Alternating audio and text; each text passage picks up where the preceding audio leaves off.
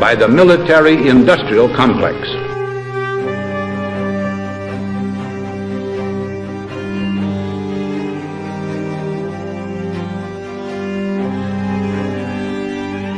It could be seen to move violently forward, violently forward, violently forward. I'm just a patsy. Let's win there. I have a dream.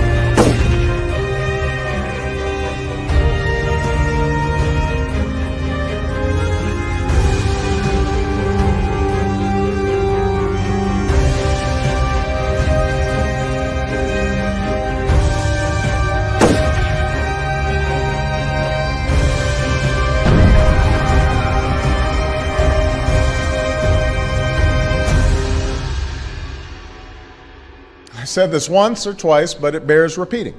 If you like your current insurance, you will keep your current insurance. You think about the Army and the Navy and the missions they run to protect the world, they run on SAP. Well, you have done a really spectacular job. I guess pretty much everybody at this table is your customer, so Exactly. that's not so bad. Exactly. I want to congratulate Thank you, Mr. President. Thank you.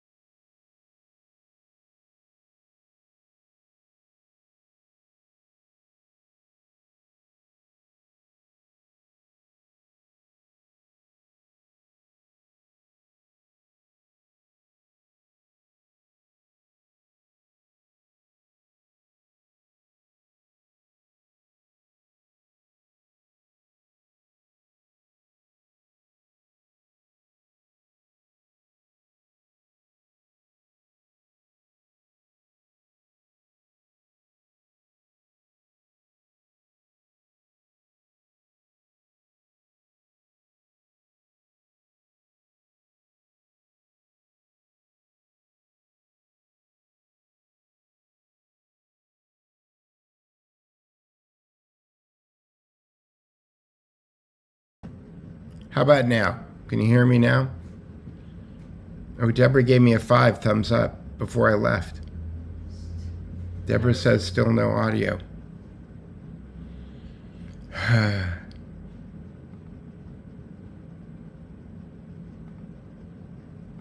I'm trying, folks.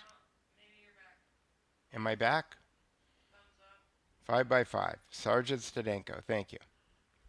Let's start again. 5 minutes and 42 seconds into the show, and we're back. I'll try this for the third time. It's always good to rehearse. Volume up a tad. I don't know that I have the ability to do that, but I can check. I'm gonna get. I've got news on that. Okay, I turned the volume up a tad.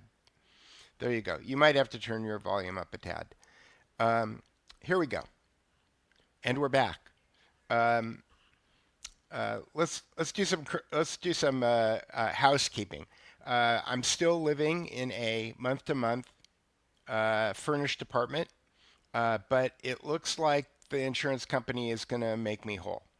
I got some good news last night, and I'm still sorting that out, but it looks like my insurance is going to finally come through. It took them 6 months after my house burned to the ground to convince them that they needed to pay me to the maximum of my policy.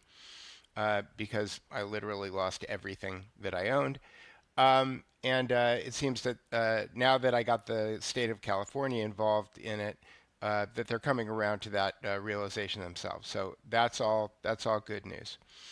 That said, I still need to get into a place where I have a proper setup to do this podcast, and I'm not there yet.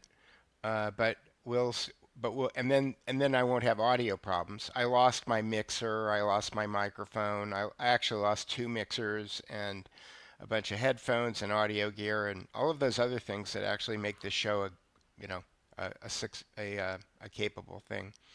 But in any case, I'll stop talking about that. So there's good news on that front. And so Jessica and I our next step is to try to figure out where we're gonna go next. That said, I talked to George earlier today. He's moving some boxes, so he and I are probably going to do a show on Thursday. But in any case, I wanted to talk about my latest post because I think that it's germane, and I think that a lot of people are struggling right now to try to figure out what's going on. And I've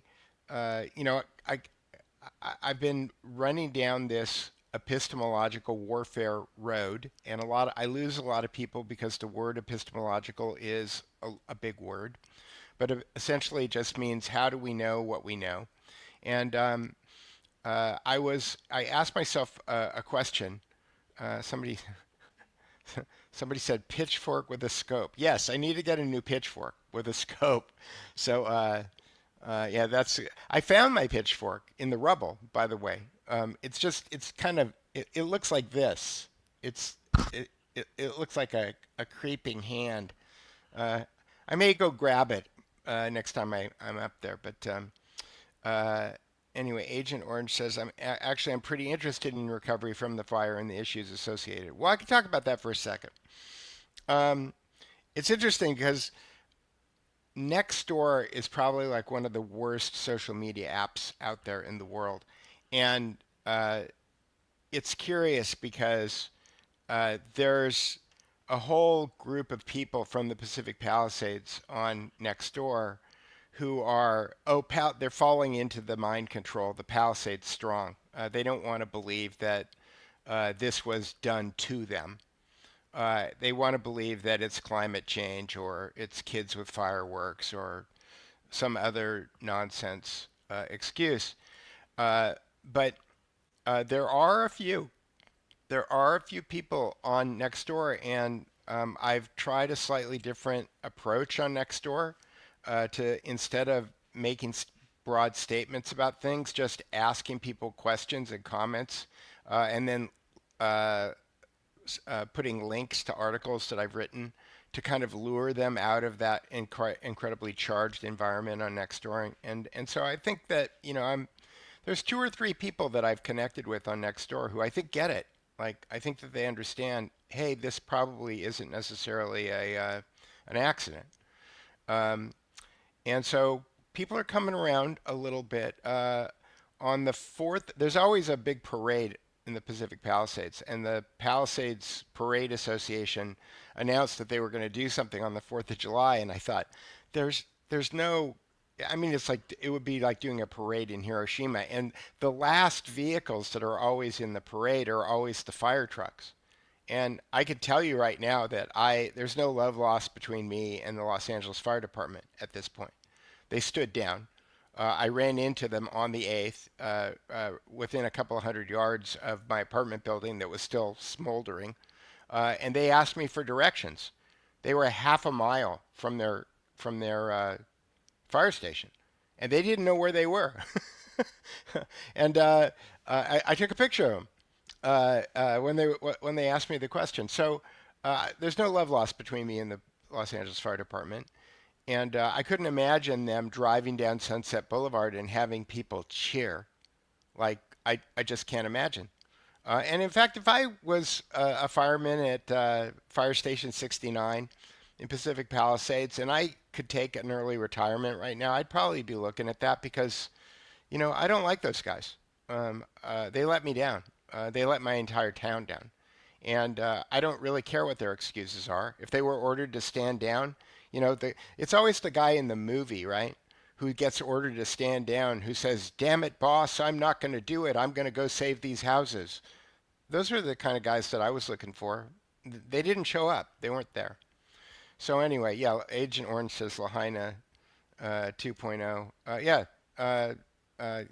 that's it. So it's Lahaina 2.0. So part of my motivation for doing the story Ordo Ab Chao was because the first question that I had when I saw that my neighborhood burned down was, I wonder how many Freemasons there are in the Los Angeles Fire Department. And a lot of people have kind of mixed ideas about the Masons, but the Masons are usually the secret society that's more or less aligned with public service workers, with policemen and firemen and people like that. And so, that's what I thought on the day of the fire. So the entire neighborhood that I lived in is almost all cleared. My building has not been cleared. I know that it was a multi-unit building. That is, all of the other homes in my neighborhood, as I've talked about before, almost all of them are single-family homes. And when I say single-family, many of them are mansions, right? But mine was the only apartment building. And somebody's saying, is it me or is the audio real low? Okay, let me try something. I will switch microphones. And you guys tell me whether or not it gets better. Audio, microphone. I will try my MacBook Pro microphone. Is that better? Is that audio better? Testing 1, 2, 3.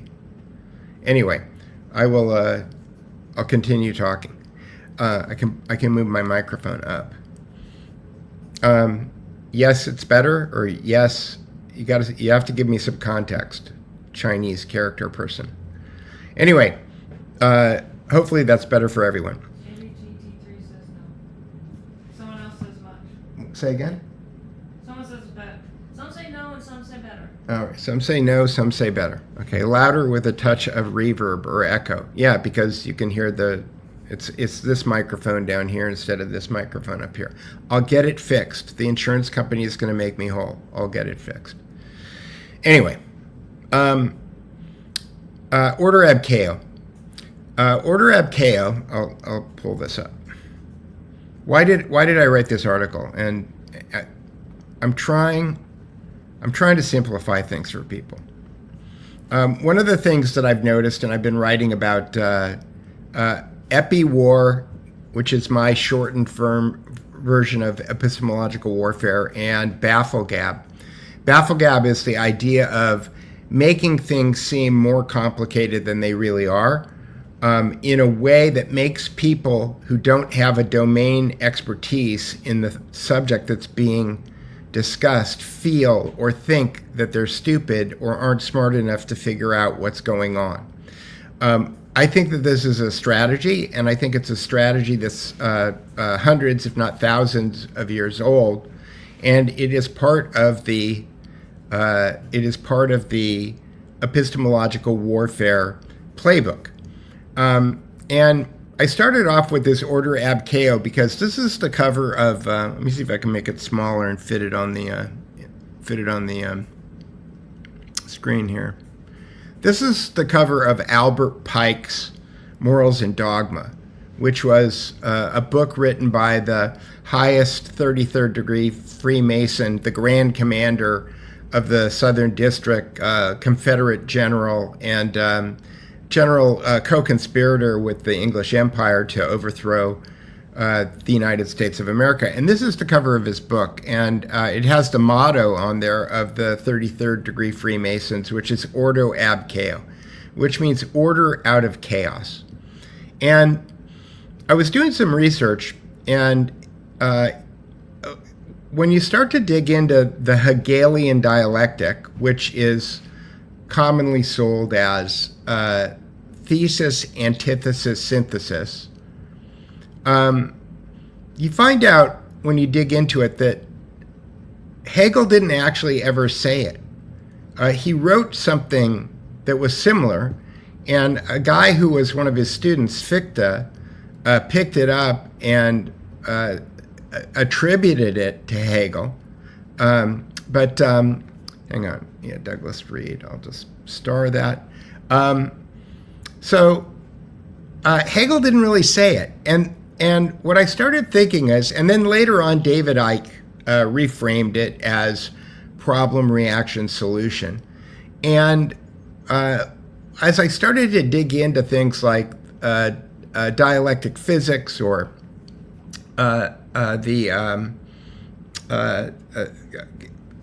everybody's got their own version of dialectics. Marx has got dialectics, Engels has got dialectics, Adorno and Horkheimer and Marcuse, they all have dialectics, and they all use different terminology to describe the same thing.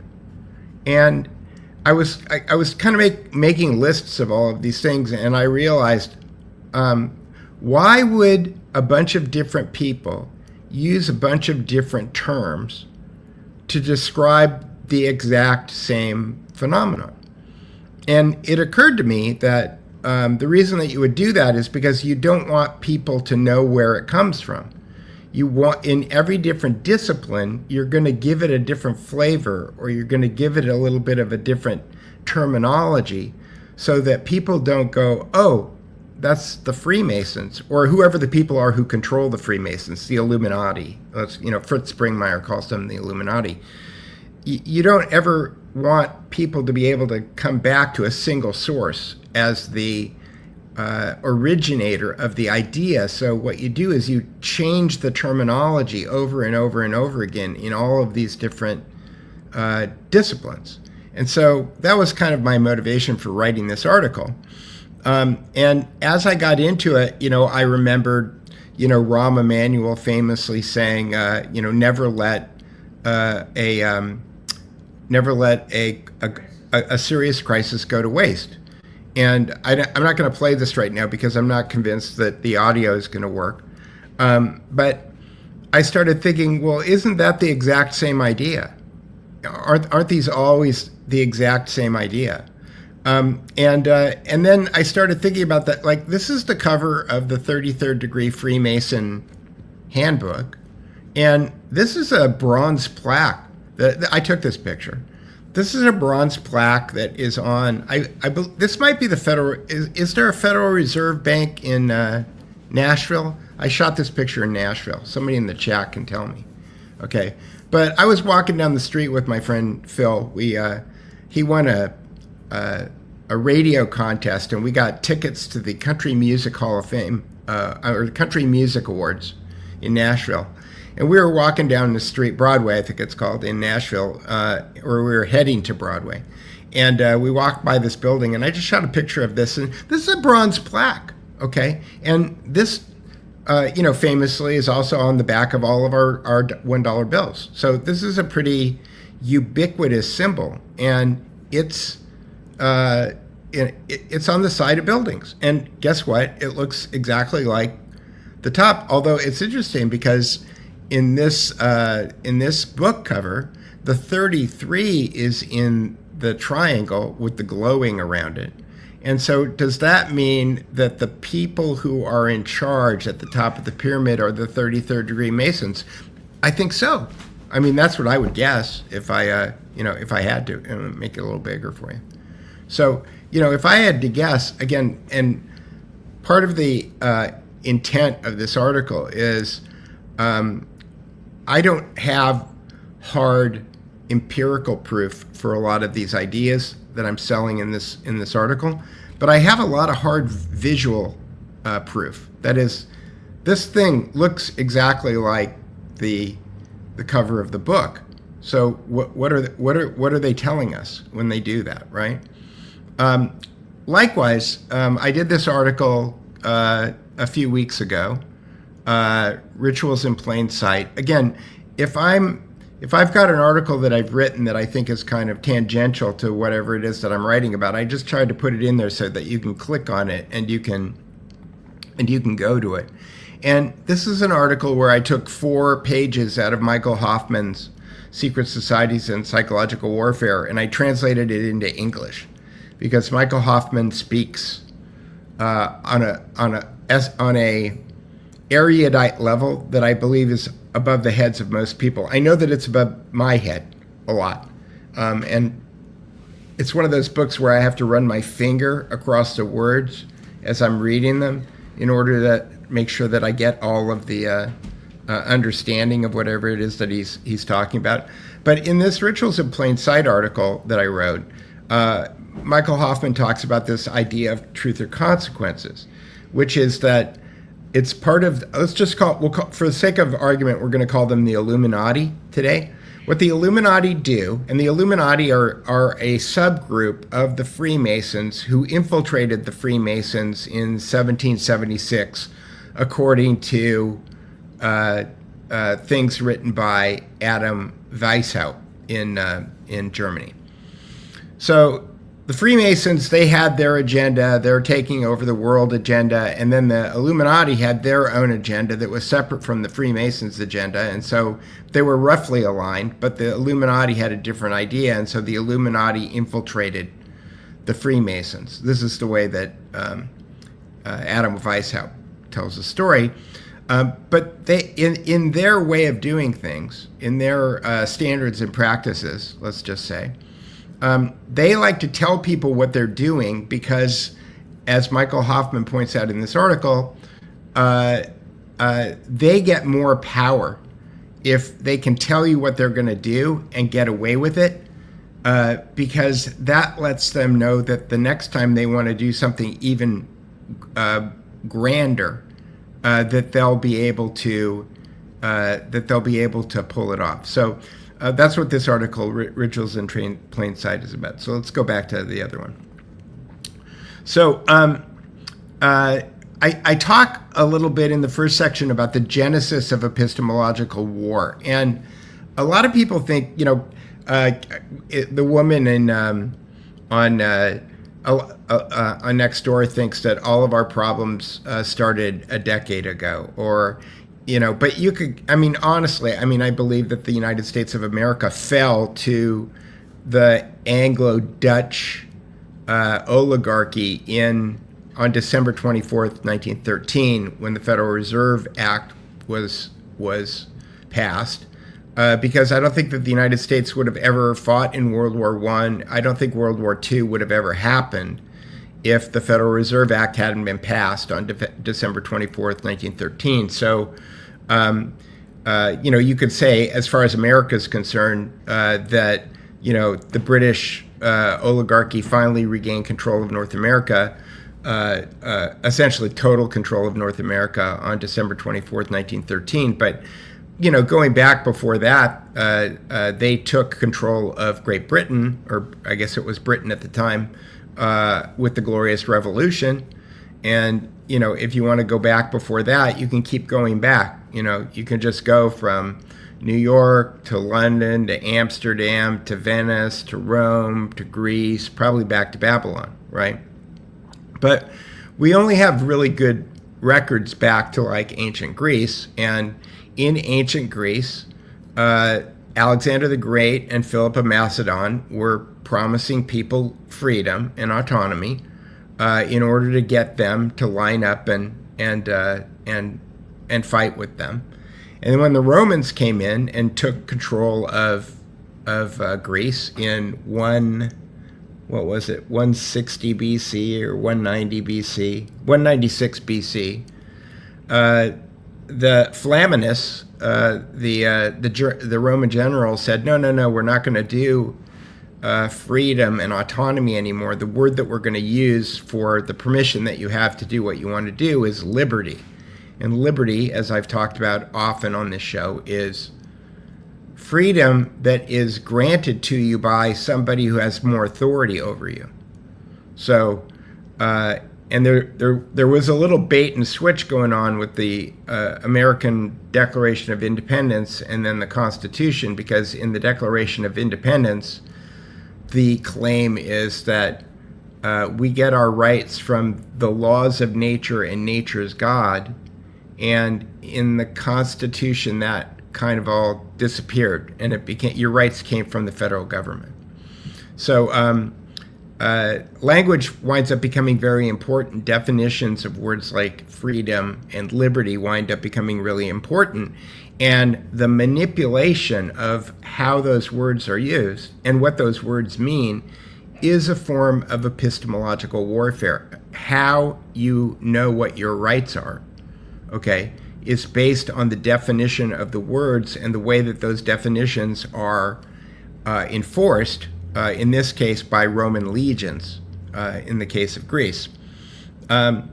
And then I go on to talk about the United States, and I ask the question, because at this point, if I look at these pictures, it's just completely obvious to me that in New York Harbor, sorry, I got a cough here. In New York Harbor, there is a 300-foot tall statue of a castrated shepherd named Attis, who is a cult figure in the cult of Cybele and Attis. And that cult is also associated with the cult of Mithras. And these cults were the official cults of essentially the Pentagon of ancient Rome. So the Roman generals were all members of this cult. And I don't know if I can blow this up or not. Let me see. Yeah, there we go. You can see Attis, and Attis has got this big flowing gown on. It's women's clothing, because in the cult of Attis, there are these. There's a ritual called the galley, and when a young man, let's just say, wants to become a priest in this cult, what he does is that he castrates himself. And in some of the stories that are associated with it, if he takes his testicles and he throws them through the window of a stranger's house, they are required to give him women's clothing and jewelry to dress in, right? So it's self-castration, right? And you can see, and this statue not only has the spikes coming out of its head and a face that's very similar and a gown that's very similar, but if you look closely on it, and you can't tell on this picture, it has a Phrygian cap on, which is the red, what they call the liberty cap. Again, I'm not a big fan of liberty. I'm a fan of freedom. Unless you define for me who's giving me the liberty, then I don't want to be talking to you about liberty. Okay, liberty comes with strings, and so if I know where those strings are attached, then we can talk about liberty. But if you're not telling me where those strings are coming from, then I don't really want to talk about it. Anyway, so the cult of Cybele and Attis, this is a Mithraeum, and again, it starts to get confusing because you've got mixed cults here, right? But this is something that the Romans used to do. The Romans used to look at the Greeks and the Persians and all of the other different groups in that area, Asia Minor, and they all had different cults, and they would kind of go shopping for different cults, and they would use these things as initiatory kind of mind control mechanisms for keeping their handlers managed. It was just a way that they managed the handler group. So this is outside of Rome. It's closer to the beach, and you can see Attis has got his elbow resting on the head of a bearded man. I don't know who that man is. Again, there's not a lot that's known about this cult, but in any case, we have a 300-foot statue of Attis. Here, let me see if I can make this one bigger too. And we call it the Statue of Liberty, but there was no goddess Liberty in Rome. Okay, this was something that was made up for this statue. Okay, and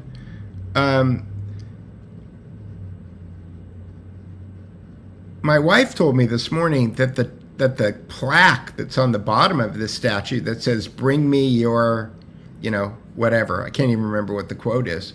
That they didn't even put that plaque on the bottom of this thing for 100 years after it got delivered. Okay, so we call this the Statue of Liberty. They tell us that it's the Statue of Liberty. And then I have to ask the question, why did they tell us that? Who are these people who told us that? What were they thinking when they did that? And, my answer, it's kind of a rhetorical question. The answer is because this is a ritual, okay? These are all rituals. Ordo Ab Chao is a process for ritual. And all of these things that we are going through right now are rituals. And we are constantly in this reactionary state where we're going, holy crap, the election means this, or the election means that, or CBDCs mean this, or, the vaccine means that. We're always constantly in this reaction. I posted a tweet last night, and I said, we're so busy looking at the ripples in the pond that we don't have time to back up and look at the pond and see who's throwing the rocks in the pond. That's that's looking at things through an epistemological lens. I want to back up, look at the pond, and see who's throwing the rocks. I don't want to talk about the ripples at that point. And this is my ongoing conversation with George. George is a ripple expert. George is an expert in every ripple that comes out. He knows exactly what caused that ripple. I'm not that good. I want to back up, look at the pond, and see who's throwing the rocks. So there we go. Here's a picture that I took on January 5th. January 5th, 2021, right before January 6th. I was walking the mall in Washington, D.C., and this is on the pediment of the Mellon Auditorium, which is in the middle of the Washington, what they call the Federal Triangle.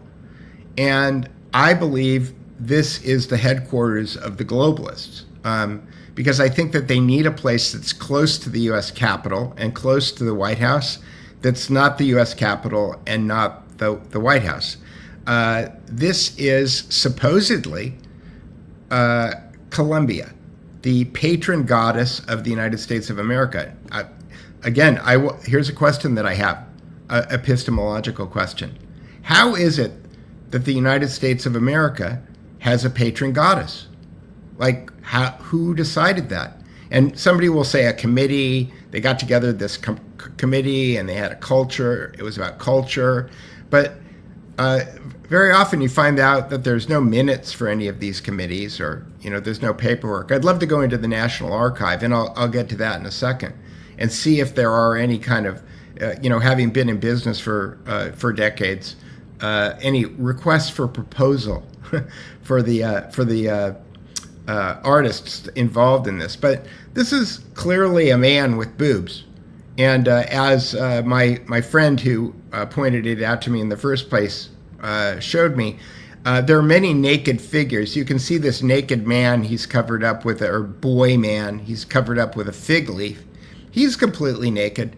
There's some other completely naked people on this pediment, okay? But it's only this figure with the breasts and the shoulders of a middle linebacker, okay, that has a towel covering their lap, right? Somebody said Michelle Obama. Yeah, exactly. So anyway, I'm not making this up, okay? This is there. And what's funny about this pediment is that it's very, very high up.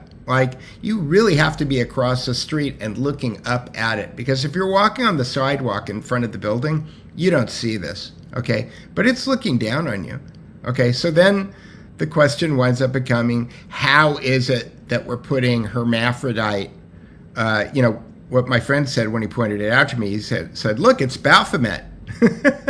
I said, Baphomet? How's that? He goes, look, it's a dude with boobs. And so this is on our furniture. This is on our federal furniture.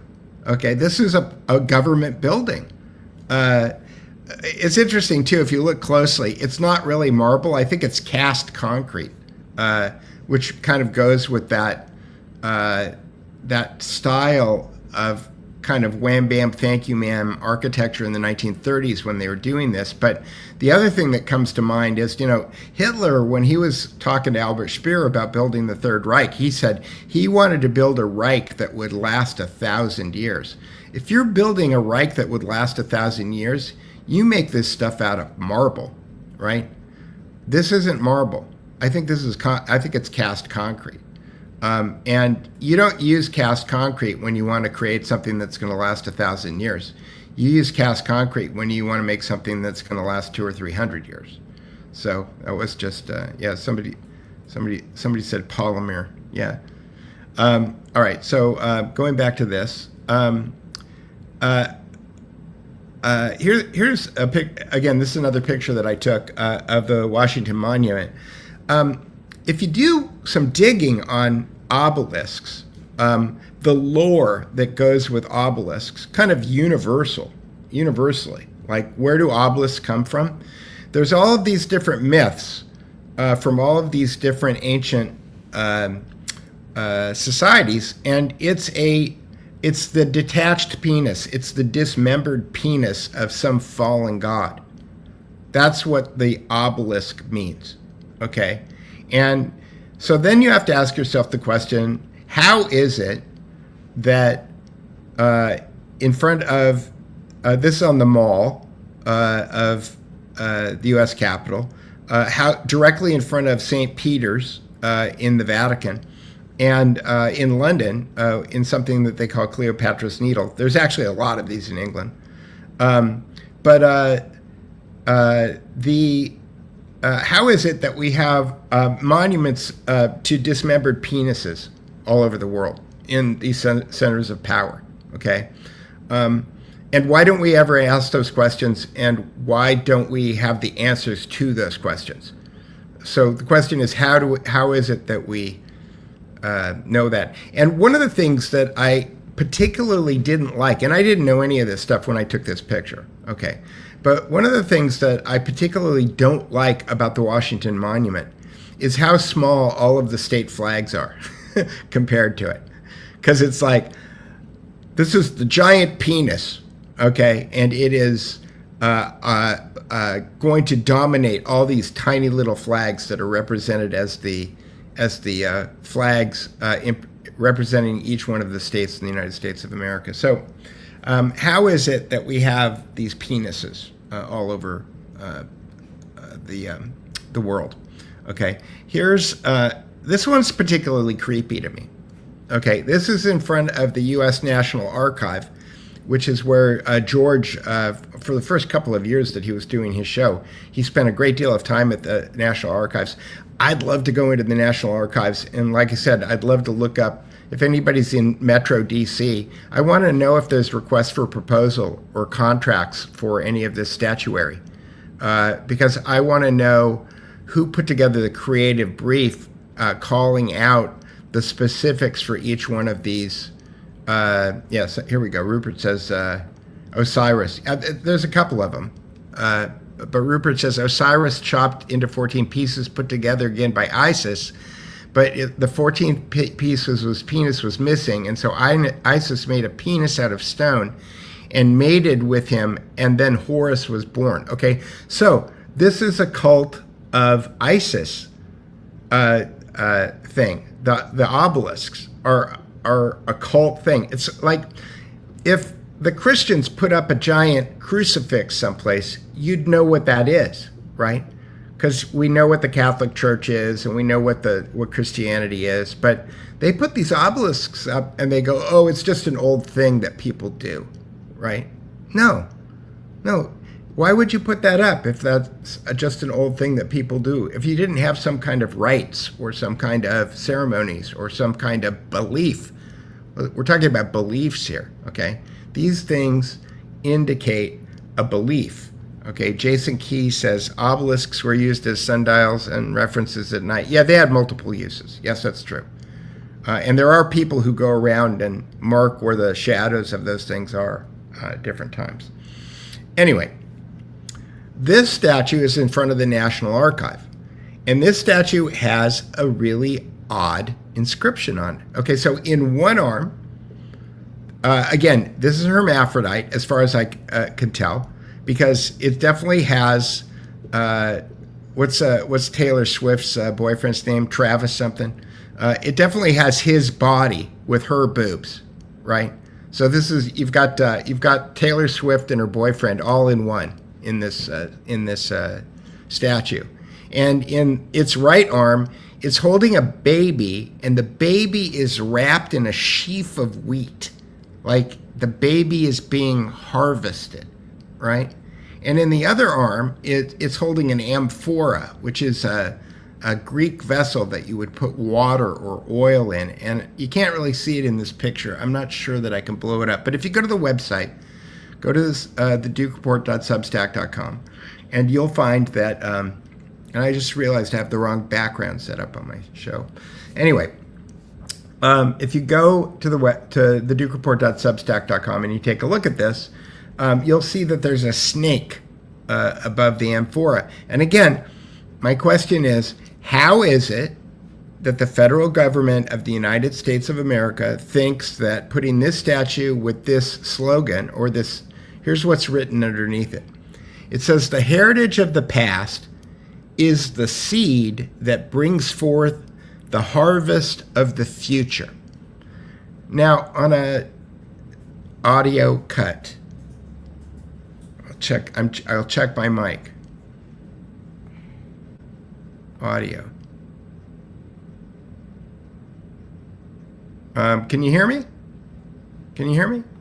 All right. If somebody else has got to tell me. Okay, yeah, yes, it's back. Okay, good. All right, audio good. Here we go. So the heritage of the past is the seed that brings forth the harvest of the future. This is a very, well, there's a few things going on here. When I look at the way the letters are laid out, and then I refer to people like Alan Green, who has gone into William Shakespeare's supposed burial place in Trinity Chapel in Stratford-on-Avon. I look at the letters and the way that they're laid out on here, and I'm wondering, is there a cipher here? Is there something I'm missing in the an Enochian code in the way that these things are laid out? And again, these are the types of things that you have to ask, because we used to take for granted that William Shakespeare, for example, or the King James Bible would have words rearranged because that's just the way that they spoke back then. And what I'm now coming to terms with is the idea that words get switched around in order to fit ciphers. And sometimes when words are not presented in the order that you would think that they would normally be in, it's an indication that maybe there's a cipher there. But that's a sidebar. I don't know that there's a cipher. I'm just looking at this, and this is how my brain works. The heritage of the past is the seed that brings forth the harvest of the future. Is the kid the harvest? Okay, are we harvesting children? Francis Bacon. I don't know if that's what this means, but the statue is holding a kid and wheat in one arm and an amphora in the other. Are we rendering again, I'll put my tinfoil hat on. If I want to like move this to I'll talk about the images around the inscription. Here, I'll just put that up so that I don't forget. Put my tinfoil hat on. Are they making adrenochrome? Is this a statue that's like the recipe for adrenochrome? I don't want to go there. Camille Paglia, I think, famously said that the definition of pornography is forcing you to think or consider something that you don't normally like to even admit that you would think about or consider. But when I look at this statue, I think, okay, here's Baphomet holding a kid, and an amphora. What are they going to do with that? The images around the statue, which you can barely see in this picture, JFB says the statues are titled The Spirit of Justice and the Majesty of Justice. Are they? He's talking. You gotta. Oh, he's talking about something else. Okay, never mind. I'm jumping into somebody else's conversation. The images on the bottom of it are, on the left side there is a bull's head and it's facing out. Bulls are famously associated with the cult of Mithras. On the right side, hang on.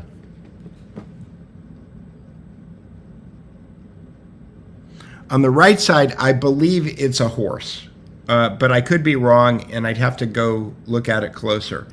Directly below the inscription is a globe, the Earth, and it's got wings on it.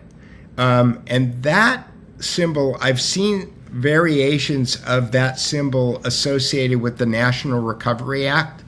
However, I think the National Recovery Act came after this statue. I believe that all of these statues, I believe, were approved under the Herbert Hoover administration, but were not completed and then deployed until the Franklin Delano Roosevelt administration. I can, again, I'm going off the top of my head. You can fact check me on there. In any case, why am I showing you all this stuff? And then I found a video. This is a very good video. There used to be a bunch of maps on the internet that would show you the Masonic designs in the streets of Washington, D.C., and they seem to have been scrubbed off the internet. I spent at least an hour and a half looking for them yesterday. I couldn't find them. I found this video. This video does a very good job. But I didn't find any stills. And there used to be a bunch, which again to me is metadata. Why is this stuff scraped off the internet? And I did find a couple of books, but I didn't really think that they had a really good illustration. So I put this video up, and so you could take a look at this video. And then I'm gonna jump before I jump into this picture. I'm gonna pimp something else. Like I said earlier, I've been rebuilding the book section of the Duke Report website.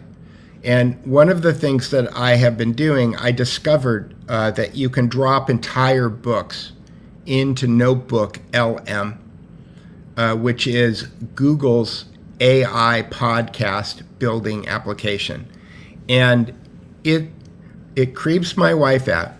But I have to tell you, I think that it is the most amazing technology that I've seen in a decade. Because you can drop an entire book into it, and it will turn that book into a podcast about the book. And that is just amazing. And one of the things that I did is that I posted this picture. On the left side here is 120 Broadway. 120 Broadway, on the top floor of 120 Broadway is the Bankers Club, okay? And across the street from 120 Broadway is Zuccotti Park, where they had Occupy Wall Street. You can see by looking at these two buildings. Now, one is a magnitude larger than the other. The World Trade Center are much bigger than this building. But do these things look similar to you? Okay, because to me, when I see twin towers like this, I think Boaz and Jachin, which are the two free Masonic columns that represent judgment and mercy. And the lore of the Freemasons is that if you want to go through life, you have to navigate the checkered path, which is represented by the black and white tessellated floor, between the two columns that were outside of the original Solomon's Temple, that were called Boaz and Jachin, or judgment and mercy. Okay, so this is the righteous path. Literally, the righteous path is between judgment and mercy.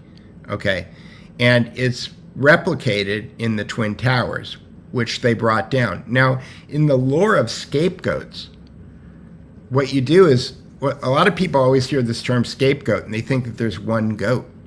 And what I learned from reading this book called Henry Wentworth Monk, For the Time is at Hand, a biography of Henry Wentworth Monk, who was a evangelical Anglican who was sent by John Ruskin in 1864 to ask Abraham Lincoln to recognize the state of Palestine, actually the state of Jerusalem, Palestine, the state of Palestine as a Jewish homeland in 1864.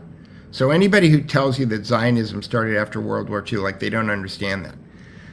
This building, 120 Broadway, is where the major players who financed the Soviet Union, the Russian Revolution, the Third Reich, Adolf Hitler, and FDR's New Deal, including FDR and Bernard Baruch, all had offices in this building.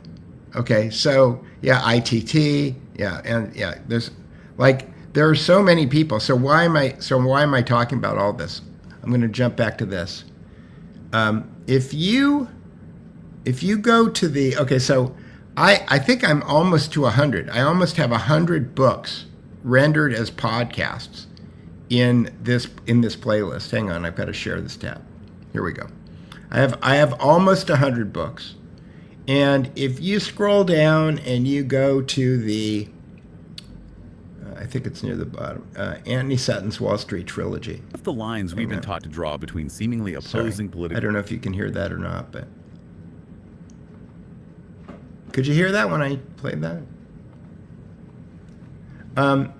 So one of the things that I did so this book, the Wall Street Trilogy, is 3 Anthony Sutton books. He actually talks about 120 Broadway in 4 or 5 books. But yeah, somebody says the entrance has a Masonic dome depicting commerce uniting the hemispheres with electricity. Maybe. That's what they tell you.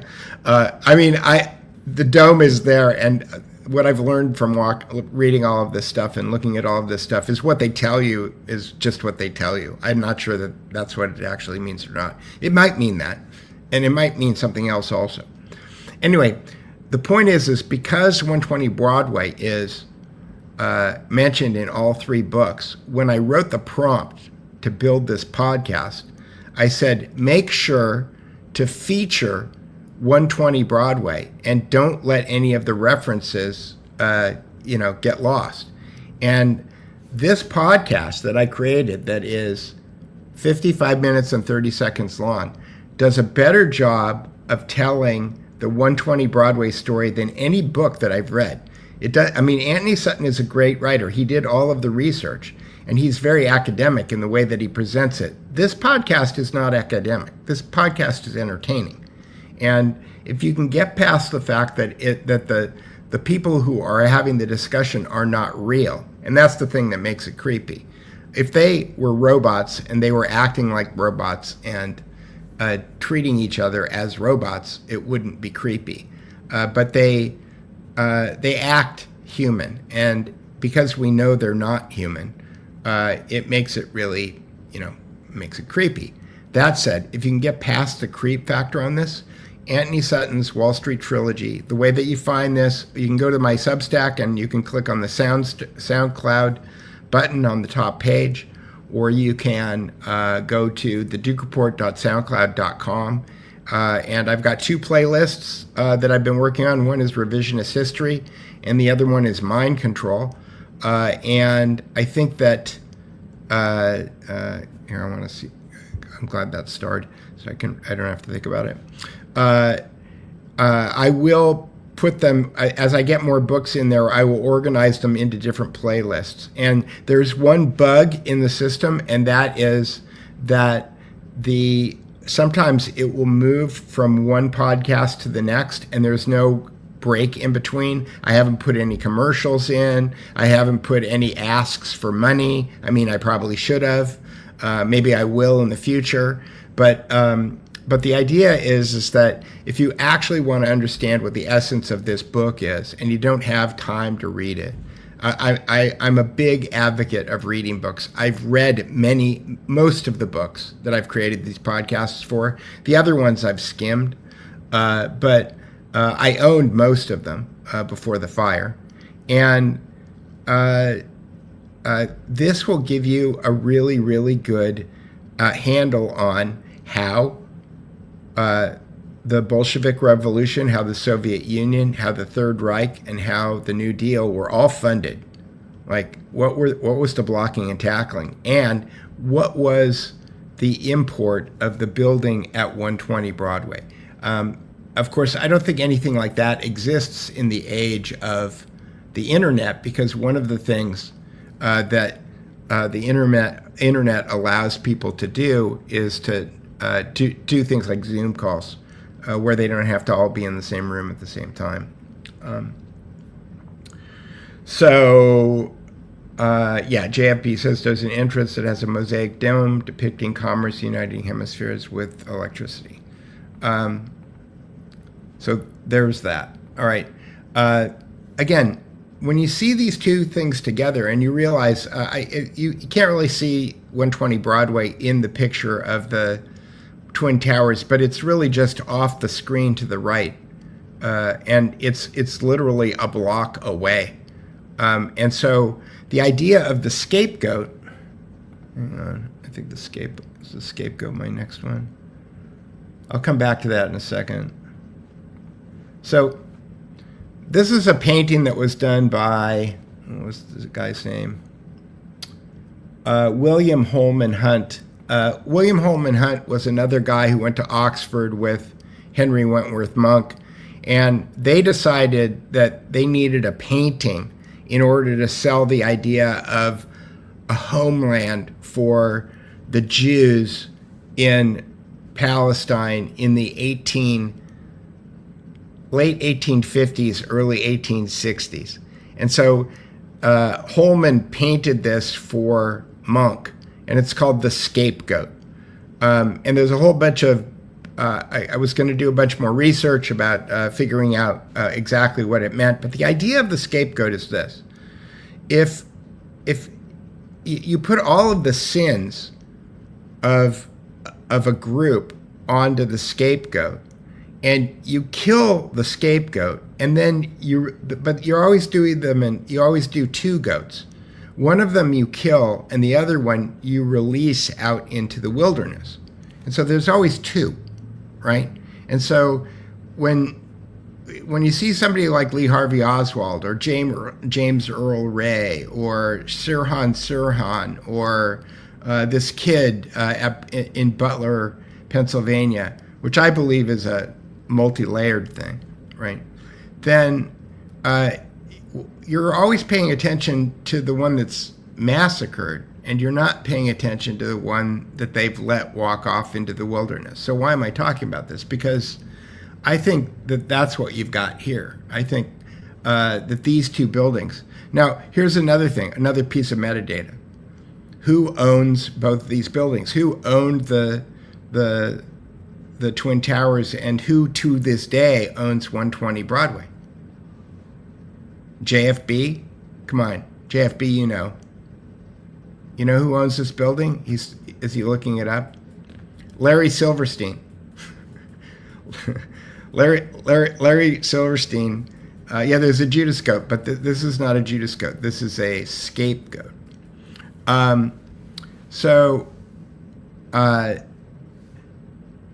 Larry Silverstein owns 120 Broadway.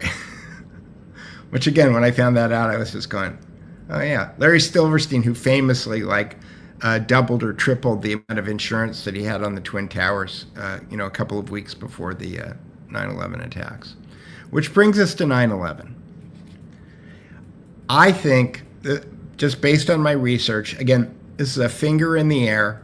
I found a couple of web pages to kind of lead me in this direction, but the more I thought about it, the more it makes total sense to me that 9/11 means Ordo Ab Chao.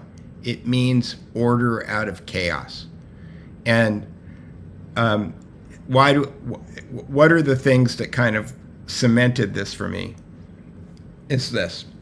And again, There's people out there in the world who think that I'm a lunatic when I say this stuff because I'm a coincidence theorist, right?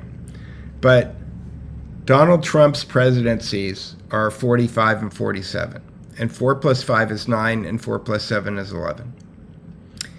And on the bottom of the seal of the Senate of the United States, in the crossed fascie, in Roman numerals, are the numbers 9, 11, IXXI. Okay, I look at this stuff and I think this can't be a coincidence. Okay, this cannot be. And when you take a look at one of the things that I wanted to include in this and I haven't included it yet is the idea that Donald Trump came from the World Wrestling Federation. He's in the World Wrestling Federation Hall of Fame. His company that bought Resorts International in order to create all his Trump properties in Atlantic City, and intimately involved in that deal was Wilbur Ross, who was the head of Rothschild Finance in the United States. In that, so when you start to look at Donald Trump, Trump has very old ties to the Rothschilds, like 40, 50 years at this point, right? And if you look at the full flight of the arrow of his trajectory, he was, and I've talked about this before, that show, The Apprentice, produced by Mark Burnett, also produced the Survivor series of shows and a bunch of other shows, and they're all based on non-cooperative game theory, which is famously created by John Nash. And there was a movie made called A Beautiful Mind about John Nash, and one of the Matthew Crawford and I have been trying to put together a suite of laws describing the laws of epistemological warfare. And one that I posted on Twitter the other day is the idea that the more high production value media that gets dedicated to an idea, the more likely that that idea is being spelled or perpetrated on us. And so, famously the example of Dr. Strangelove and nuclear weapons, I think that if people were adequately afraid of nuclear weapons, maybe they don't need to make Dr. Strangelove. Maybe the whole purpose of that movie is to make us afraid of nuclear weapons. And if nuclear weapons are in actuality really real and scary, why do we need to have that reinforced all of the time? Do you see what I'm saying? So Donald Trump, for 14 years, was on a show that was selling non-cooperative game theory, something that was developed by John Nash, which was a spin-off of things that came out of Rand and the Tavistock Institute and John von Neumann. And then you put that together with the fact that he's President 45 and then he's President 47. Can you think of President 45 as the chaos president? And, President 45 is chaos. President 47 is order. It's order out of chaos. When you dial 911, when you dial the telephone number, in the United States of America, the emergency number is 911. When you dial 911, it's because you're in chaos. You're in 9, okay? And what do you do when you dial 911? You bring order. The police show up. An ambulance shows up. The fire department shows up. You're bringing order out of chaos. So I believe that 911 says Ordo Ab Chao. I believe that that's what it means. And if somebody wants to tell me I'm wrong, I'm happy to entertain what their ideas are. But you have to have real reasons. Okay, you have to have thinking reasons. You can't point to some Wikipedia page that says you're wrong. So that brings me back to epistemological warfare, and the idea is that where are other patterns where this has happened? There's a book that I reference here, and you can called The Poison Loving Cup. And The Poison Loving Cup, I found out about from Kevin Cole at Unity of the Polis. And it's a book that was written in 1928 by a guy named Charles Grant Miller, who documented the regimented and deliberate rewriting of American history books by British Rhodes Scholars that attended Oxford, came back to the United States, became the heads of their history departments at major universities in the United States of America, and then rewrote all the history. Okay, so that. It doesn't get more epistemological warfare than that. Guido Preparata, who I am proud to call my friend, he sent me an email the other day asking me how I was doing, and I was touched. Okay, I'm touched that Guido is thinking of me. He wrote a book. He wrote several books. Buy every book he wrote. Okay, that's my advice. He's the smartest guy who's alive right now. Anyway, Guido wrote a book called Conjuring Hitler, which was a very in-depth book. It was kind of like Tragedy and Hope. And then he wrote another book called The Incubation of Nazism, because he realized that Conjuring Hitler was just too much for most people to be able to take in. And you can read that book in a weekend. And I took that book, The Incubation of Nazism, and I turned it into one of these podcasts. So if you want to go on to the Duke Report and go to the story, you can just listen to a 28-minute recap of Guido's book. But in this book, Guido basically lays out how the British and the American bankers funded and created the Third Reich. The other thing about Ordo Ab Chao that is the unsaid part of Ordo Ab Chao, it's not only order out of chaos, it's profit. It's order and profit out of chaos. So not only do you create a big problem for people, but then you sell them the solution and you make a lot of money. So it's there. So Guido talks about this epistemological reframing of how we learned how World War I and World War II started in his books. And in Anthony Sutton's book, again, this is something, apologies up front to anybody who's going to get upset by this, but I hear the LaRouche alumni talk about Anthony Sutton in regard to the Soviet Union all the time. I hear them talk about Anthony Sutton in regard to Adolf Hitler all the time. I don't ever hear them talk about Anthony Sutton in regard to FDR. Okay? And the book, Wall Street and FDR, reframes FDR in a way that I would say Anton Chaikin would not be real happy with. I just put it that way. In any case, the reason I used that book in this reference, I wanted to show about how American history books have been rewritten. I wanted to show about how the World War I and World War II story has been rewritten. And the stock market crash of 1929 was a manufactured event. It gets sold to us as it was an accident, the government didn't know how to manage things, that the Federal Reserve zigged when it should have zagged. That's all nonsense. It's all complete nonsense, okay? It was a completely deliberate, manufactured event that cost millions of people their lives and their livelihood. And then the reason the people who did it could get away with it was because they controlled the media and they controlled the government.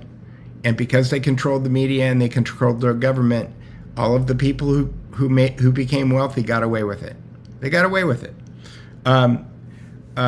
So that brings us to my question that I kicked this thing off with, which is, why is the so-called Hegelian dialectic, why is it called that? And the reason is because misdirection and bafflegab and renaming the same thing with different labels every time you use it is the pattern. And if you realize that all of these things that we're talking about today, they're all Ordo Ab Chao, okay? Then I'm not gonna call it the Hegelian dialectic anymore. I'm not gonna call it I'm trying to remember what Karl Marx called it. Somebody in the dialectic materialism. Is that what he called it? Anyway, yeah, dialectic materialism. I'm not going to call it problem, reaction, solution anymore. I'm just going to call it Ordo Ab Chao. You know why? Because if you know that it's Ordo Ab Chao, you know it's the Freemasons or the Illuminati or that group. Okay? If you call it something else, you've still got these two idiots. Okay? Jordan Peterson and James Lindsay. Okay? Who are both very smart guys, who are constantly arguing about the wrong thing. Okay, when two very smart guys are constantly arguing about the wrong thing, then you have to ask yourself the question, how is it that we're talking about this instead of the people who hired them in the first place? Karl Marx was a British Empire asset. Das Kapital was written under the aegis of his British handlers, okay? If we're talking about communism and the Russians, instead of talking about the City of London people, and I'm not talking about the British people, I'm not talking about my friends in Great Britain and Wales, okay? I'm talking about really evil oligarchs who operate out of the City of London. They operate out of islands in the Caribbean. They operate out of Wall Street. They operate out of the sovereign territories of the Bank of International Settlements, the UN, the Vatican Bank, CERN. These are all sovereign territories, okay? These are the people that we should be looking at. If we're still blaming the woke right, we're looking in the wrong place. And I'm sorry if you like James Lindsay, okay, but he is an attention whore who is constantly pointing people in the wrong place. Likewise, Jordan Peterson is doing exactly the same thing. So that brings us, I already talked about the scapegoat, and I'm talking about, at the end here, I talk about the real battle is Ordo Ab Chao. So what can we do about this? I'm going to take this down for a second and just look at you guys. The real battle here is the idea that internal to all of us, and this is what the Sermon on the Mount is about, this is what the Gospels are about, this is what I call linguistic Christianity. I can bring up a picture if you want to see it, but the idea is this, and I want to say this in a way that everybody will remember. When our beliefs are challenged in anything, then we need to apply logos, which is Jesus' logos incarnate. We need to apply logos and discernment, okay? Discernment in Greek, by the way, again, talk about epistemological warfare, is the word crisis. When we talk about crisis, we think about something that's terrible that we need to do something about. Crisis in Greek, ancient Greek, just means discernment. So if you're facing a belief right now, your belief is in Donald Trump, your belief is in MAGA, your belief is in Robert Malone, your belief, whatever your belief is in, okay, then you need to put your belief on the cross of logos and discernment, okay, of the reasoned, rational measurement using language with discernment in order to move your belief closer to the truth.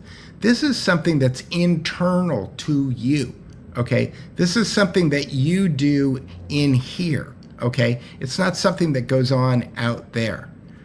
Ordo Ab Chao is the inversion of the same idea. Instead of death, resurrection, rebirth, it is problem, reaction, solution. But it's being done to you from the outside, right? And so in order to steer humanity, in order to move people into a direction that they want us to go in, you have to destroy people's ability to think critically. What is thinking critically? It's applying logos and discernment, okay? If you apply logos and discernment, you are thinking critically, okay? The way that you get rid of critical thinking is by substituting knowledge with a process, okay? And that's what the purpose of things like TikTok videos and thought leaders. It's interesting, the word, I just thought of this right now, thought leader. Thought is the name of Nicholas Berggrun's magazine is Noema. Noema means thought in Greek. Thought is the static noun version of thinking, and thinking is the active, participatory method of moving your beliefs closer to truth. So you run into a belief that you're having problems with, you put it on the cross of logos and discernment, and then it becomes resurrected and reborn as an idea that's closer to the truth. Simple. It's a simple idea, right? But you can keep people from doing that by providing them with knowledge. And my wife and I have been reading Proverbs the last couple of days, and Proverbs fit my definition of knowledge perfectly. They're axiomatic. What's an axiom? An axiom is an idea like Cicero or Marcus Aurelius, the Stoics, right? All of Aristotle. A lot of their philosophy is axiomatic. It's just these, like they call them truisms, right? They're these ideas that you're supposed to swallow whole and then just live your life by that. Well, that's kind of a slave way of thinking. It's a slave way of being. It's because there's no thinking going on at all. What you do is, it's like we can agree to disagree. Well, that doesn't help a conversation move forward. It doesn't help you move closer to the truth. It just ends the conversation, right? That's an axiom, right? So the solution to all of this is that within each one of us, we need to learn how to question the things that we're looking at. And if we have cognitive dissonance, if we see a statue, let me see, and to stage. If we see a statue in New York Harbor, okay, and it looks exactly like this cult statue in Rome, then we need to ask the question, how did that get that? How did that 300-foot statue of this castrated shepherd wind up in New York Harbor? How did that happen? And I don't pretend to have the answer to that question today, because I don't. There's probably smart people out there who do, and maybe they'll let us know, or maybe they'll publish a Substack and send me a link. But in any case, the way that we figure this out is by thinking our way out of it. And if we fool ourselves into knowing what's going on, then we're going to continue down the same road that we're in now. So with that, I am going to click on a couple of starred comments and see. I see one comment and one question. If anybody's got any questions, ask them now, because I've been going for an hour and 20 minutes now. So, all right, here we go. JFB says, Douglas Reed explained the Illuminists infiltrated the Freemasons. Yeah, and I think I think that he got it from Weishaupt himself, because Weishaupt, I think, wrote about it. Here we go. And Deborah Johnson says, question: if you find a scrubbed link, can it be retrieved from the Wayback Machine? If the link was recorded before the Wayback Machine stopped working, yes, you can. And I have my favorite plugin for Brave / Chrome Firefox. Chrome is the Wayback Machine extension, because you can click on the little Wayback Machine icon, and it will show you all the different versions of that page in history. So I love that. But I'm Brewster Brewster, the guy who runs the Internet Archive. I'm kind of disappointed that the Internet Archive continues to not record anything new since they got hacked. I believe that perhaps the getting hacked story is just a cover, because they probably got threatened in some way.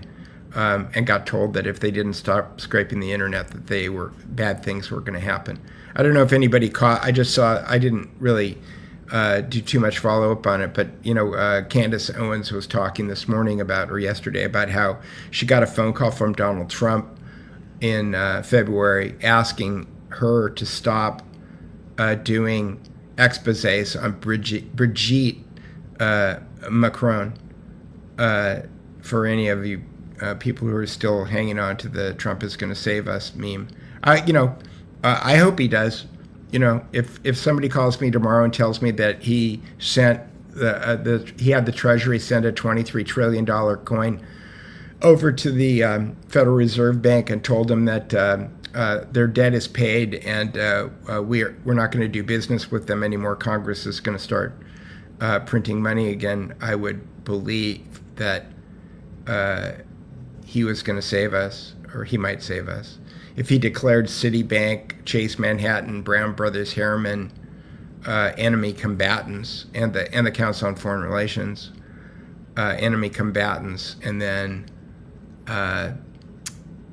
seized control of the Federal Reserve, then I might believe him. But I'm not sure any of those things are gonna happen.